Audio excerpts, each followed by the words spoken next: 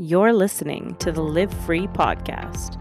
I'm your host, Christine, certified life coach, pain to power mentor, and creator of Embody You Mindset Mastery School.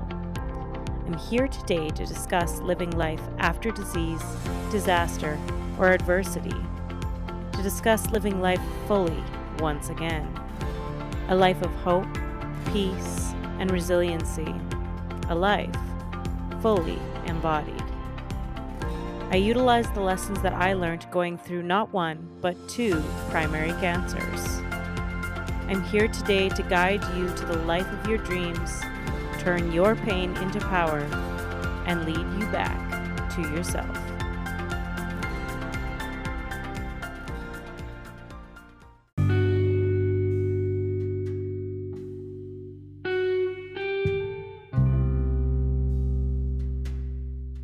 Hello and welcome to another episode of the Live Free podcast. Thank you so much for being here. So today I want to talk a little bit about the differences between intentional rest, passive rest, and finally the new agey self-care that gets shoved down our throats all the time. So today I want to talk a little bit about those subjects because currently this is a subject matter that we're learning in the course that keeps popping up. So I wanted to create a podcast around it because there is just so much gold here and it's making a huge difference for my students, and I want it to make a huge difference for you. So what is the differences? I'm going to start with the new agey self-care. So nowadays, if you are in social media and everything like that, which is, let's be honest, everybody, we hear a lot about taking time for self-care, which is not inherently bad. It is excellent to take time for self-care. But what we're missing the mark on is we've got a bunch of people coming out here saying, take time for self-care, roll out your yoga mat, roll out your, get into organic eating, veganism, vegetarianism, all of these sorts of things. Take time for self-care, pour a bath, all of this one size fits all rest. Meditation. Oh man, do we hear about meditation? And often meditation is sitting on the floor with your legs crossed in a mudra, your fingers in a mudra, maybe chanting Sanskrit or something like that. And it's really a flawed system. And for two reasons. The first one being that Sanskrit is an ancient language that has been worshipped in India and surrounding area for a very long time because it's deeply rooted in their religious beliefs. So when they say namaste or om or something along those lines, it has a deep meaning to them. Out here in the West, where we're practicing this, number one, it's a bastardized version of it. But number two, we do not have a deep connection to it. So it does not lend hand to making us feel better and happier and more centered within ourselves.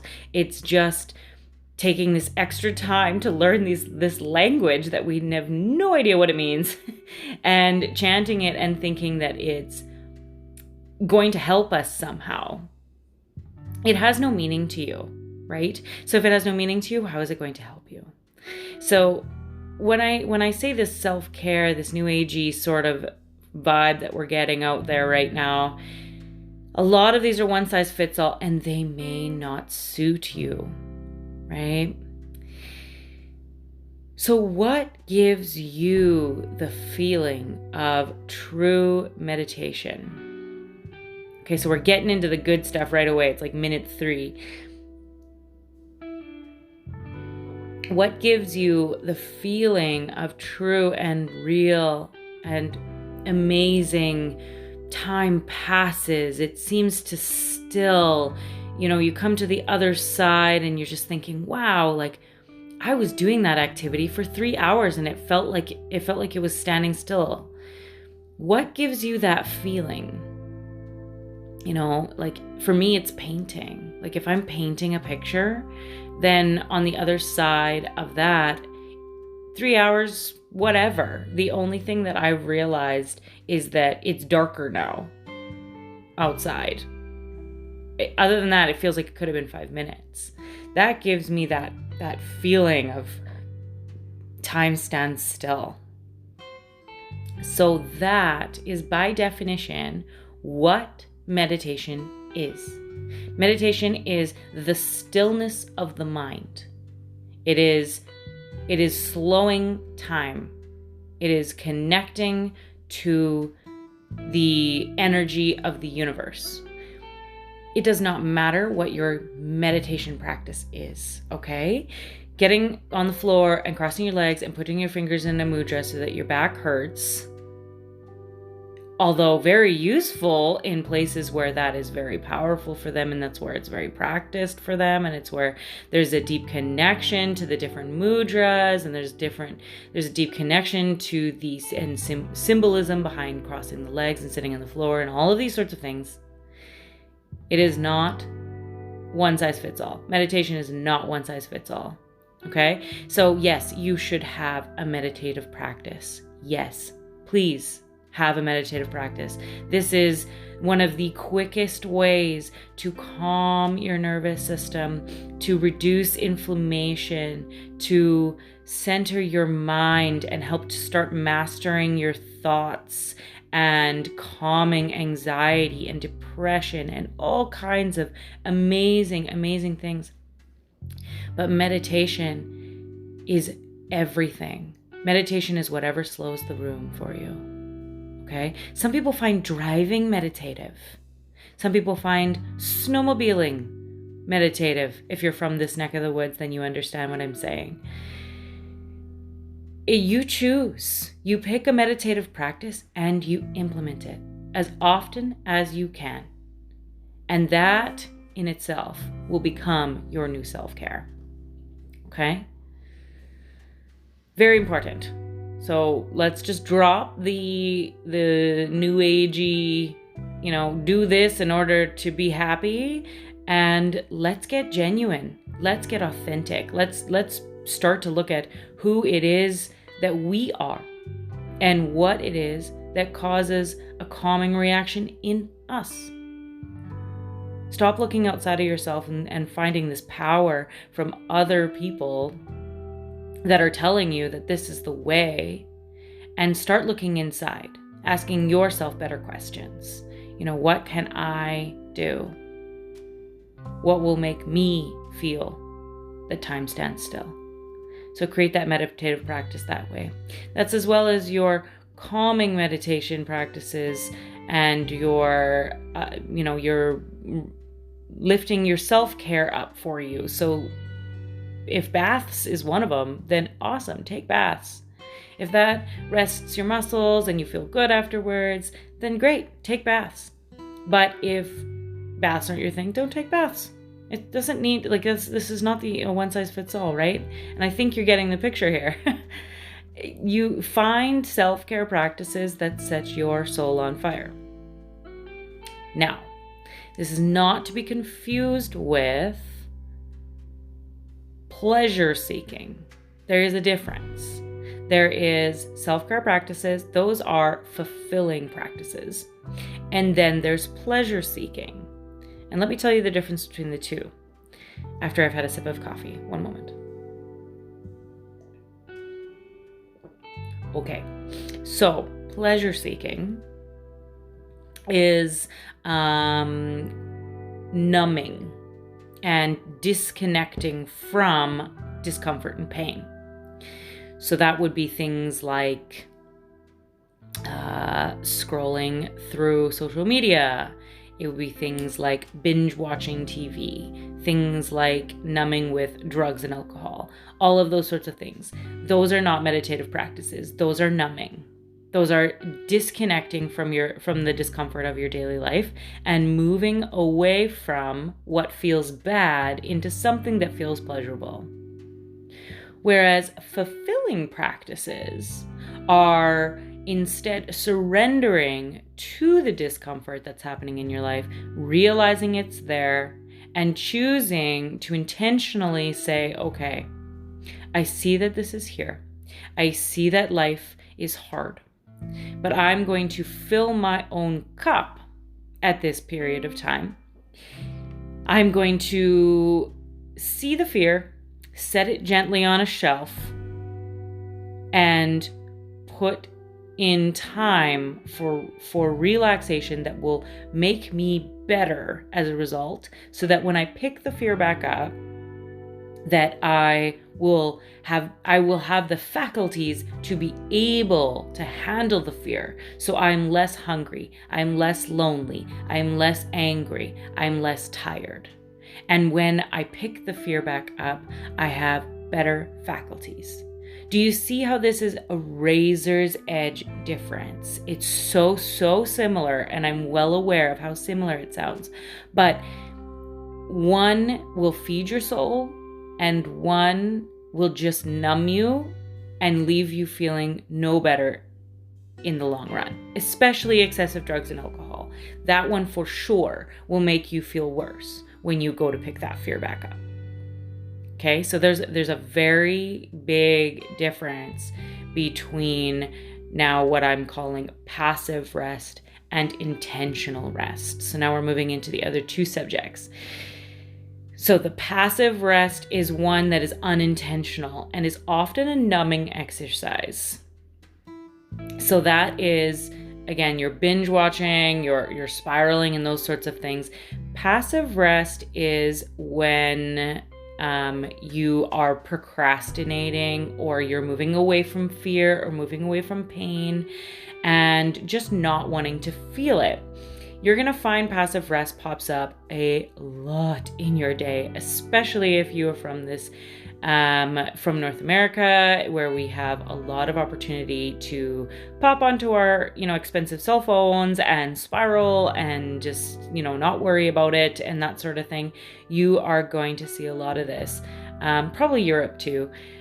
Really any of the first world countries where we've had the opportunity to, really fall into moving away from our lives and hiding in these social media loops and those sorts of things.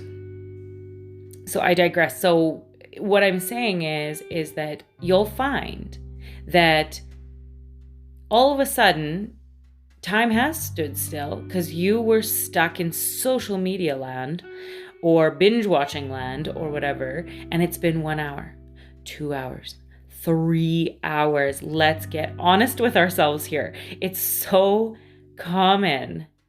I have this thing on my phone that shows me like how much time I've been on my phone. And when I first put it on, I was disgusted. That being said, I do use my phone a lot for my business. So like I have some, some excuses there that made me feel better. But like, honestly, like I would look down at my phone at the end of a day, and it would say like 5 hours. What? How did I spend 5 hours on my phone? And it started to cultivate this interest that I now have in intentional rest as opposed to passive rest. Because I realized just how much productivity I was losing by numbing out pain. And an important differentiation here is that there is a time and place for passive rest. There is a time and place for pleasure seeking. There is a time and place for intentional rest. Okay, and we'll get to that later. But there is. Most of the time, however, that is not the case and not necessary. So, what is intentional rest? I know you're dying to know. Intentional rest is the razor's edge difference of literally just intending to have some rest. And that intentional rest can include some Facebook time or Instagram time, depending on what age group you're from. It can include some Facebook time. It can include some Netflix. It can include some yoga. It can include walking in nature. It is all inclusive. What it is it is intending to rest, to release and let go, to say, I am going to spend the next 20 minutes, half an hour. What do you need? You pick. This is you. I'm going to spend that amount of time doing nothing. I'm going to relax into a good yoga session or a good book. You pick. Honestly, this is you. And you will see that what was once numbing, what was once 3 hours of like spiraling through TikTok or whatever, has now become an intentional 20 minutes that you feel better coming out of. Even TikTok, even all of these social media platforms, you are going to feel better when you come to the other side of intentional rest. You will also save yourselves a boatload of time because you are spending intentional rest. It is in this it's in this passive rest that we are wasting 5 hours on our phones per day because our lives are stressful and we don't know how to deal with it. We don't know how to handle all of the pressures and the pain and all those sorts of things, most of them that we put on ourselves, but that is a episode for another day. But we put all this pressure on ourselves and then we numb out so that we don't have to feel anything because we're feeling hungry, angry, lonely, tired. This is something we talk about a lot in the course. And we need this time, but it's amazing when you make that razor's edge decision to have intentional rest as opposed to passive rest, how much time you save and how helpful it then becomes. It's really unbelievable. I would highly recommend it. Okay. And going back to the point that I said I would come back to about there are times when it's appropriate. One of the times when it's appropriate is when you're setting intentional rest and you've decided that, you know what, like Instagram, Facebook, that's what I need today. My intentional rest is spent on social media. So that is an appropriate time. Okay. Another one that is really, it's really important to note here is that sometimes the pressure is too great to fall into a fulfilling practice. Okay. So let's get one thing clear. Fulfilling practices, they aid your life. They make it better for you in some way, shape, or form. They are a little more effort in the beginning, but they are true pleasure and enjoyment, whereas pleasure practices are instantly pleasurable, but they lose their enjoyment, and then you kind of just chase the dragon after that. So that's the difference between the two. But every once in a while, life is too big to jump into fulfilling practices. And this is why it's really important to be polite to yourself and to say, what do I need right now? Do I need to numb this? Or can I move into fulfillment? Because ultimately we should always be aiming for fulfillment. So, for example, cancer diagnosis, you all know me, you all know that this is something that I've gone through.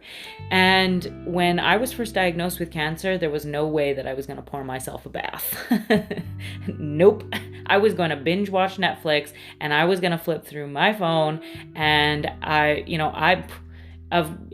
when I first got my diagnosis, I think we drank 2 bottles of wine.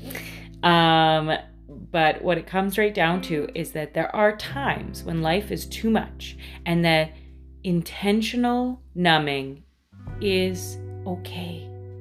And don't put yourself down for needing to have this intentional numbing.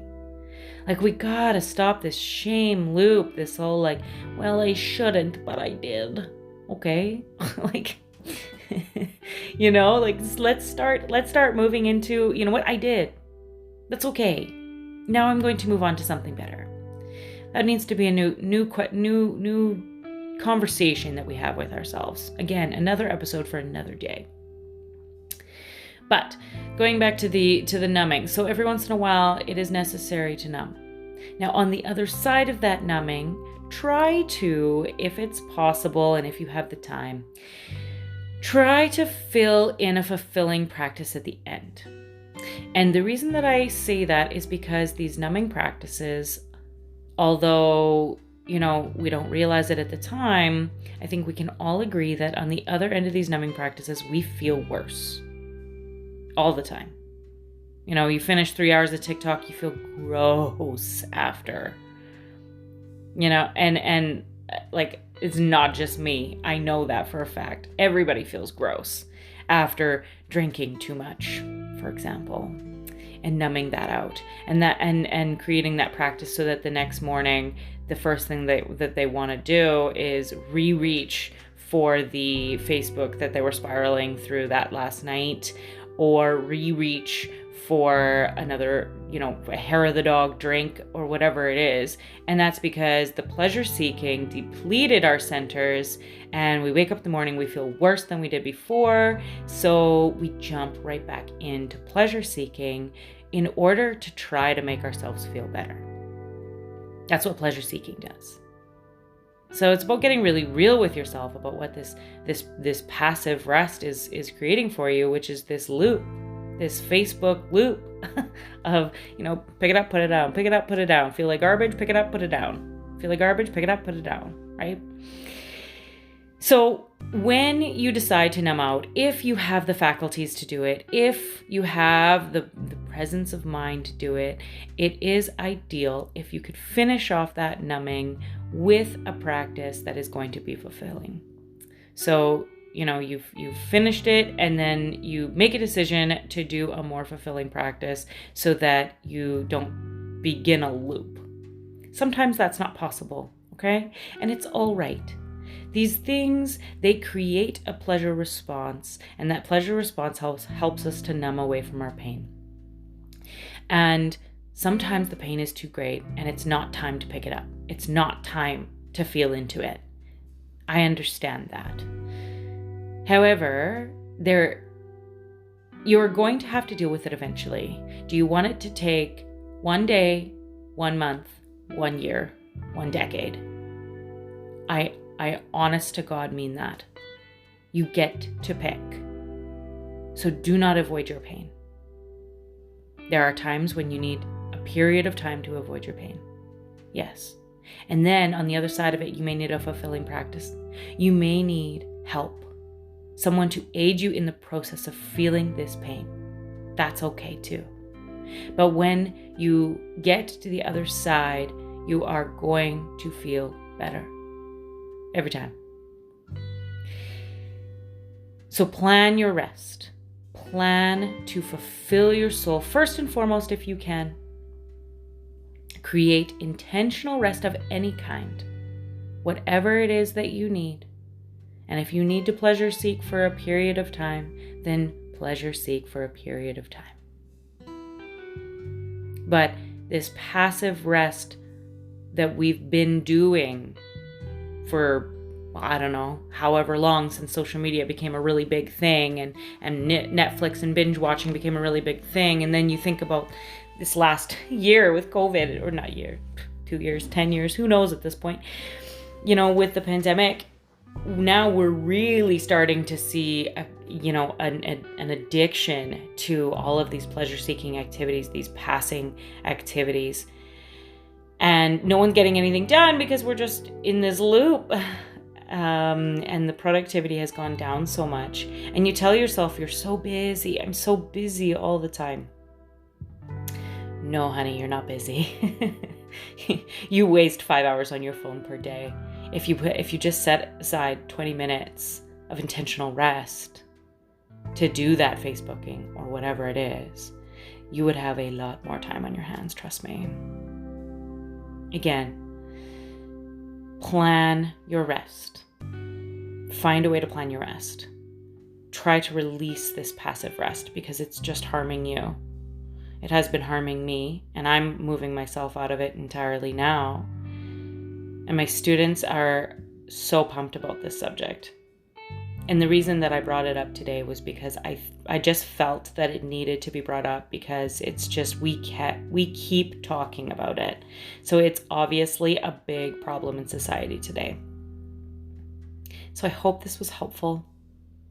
I hope that it gave you a light bulb moment of some kind, and that today you make some time for maybe some intentional Instagram, some intentional Facebook, whatever it is. Take one step at a time, one baby step at a time.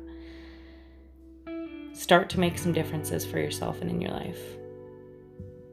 I wish you all the best and all my love. Until next time.